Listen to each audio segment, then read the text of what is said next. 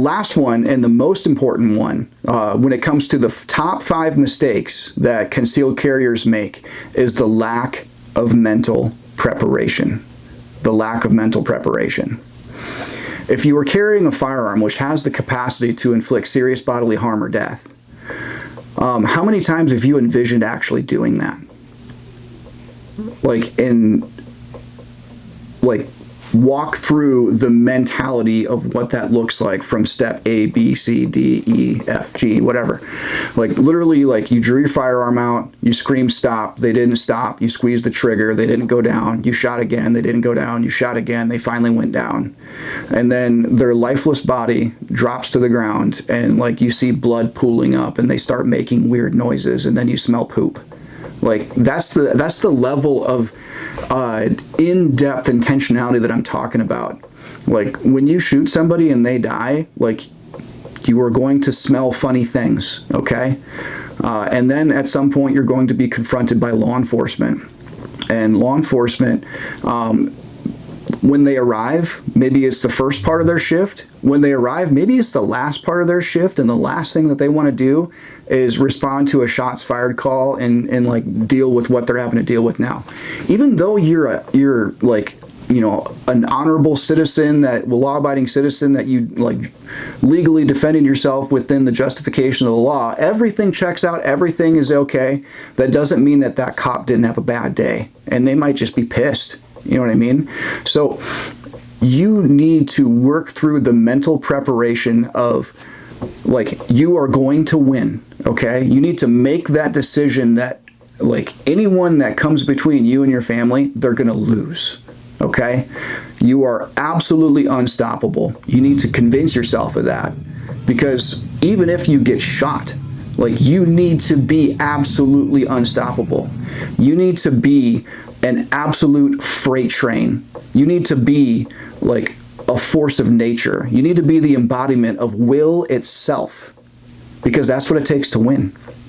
Let's replace everyday carry with let's say wrestling. Wrestling's close to my heart right now because my son is in wrestling. The same will that it takes to be an absolute stud wrestler. It's not just raw skill. What it is willpower. An unstoppable will creates a winning wrestler. And the same thing is true when it comes to defending your life or defending your family. An unstoppable will, what that does is it creates a force of nature.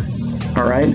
And that mental preparation, if you take it that seriously, you're going to do all of the above that we just talked about. You're going to start carrying chambered.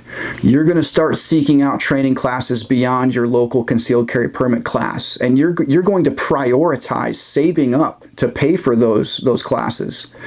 You're going to take your physical fitness more seriously, because you know that the buck stops here. You're the first line of defense and the last line of defense. When law enforcement show up, is to take the report and say, thank you for doing my job for me. All right?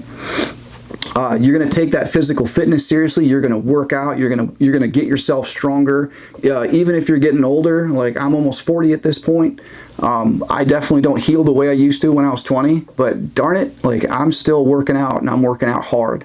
And it's going to make you be more consistent too. You're going to take this craft more seriously. You're going to find something that works for you, that's reliable, and you're going to carry that gun. And you're going to find a good quality holster, and you're going to use that holster because that works. And it's comfortability be damned, right? You find a holster that's comfortable enough to where it's not causing some sort of physical issue, but it optimizes the performance of that holster over the comfort, right? This is what I'm talking about. Just the sheer mental preparation. I think ancient samurai used to call it the Bushido. So they would literally just sit and meditate for hours on basically being in various different deadly force encounters, and they would respond to each of those situations in their mind, because again, what we talked about before, the body cannot go where the mind has not already been. So make sure that you're putting in that kind of mental preparation that takes you from being pretty dangerous to unstoppable.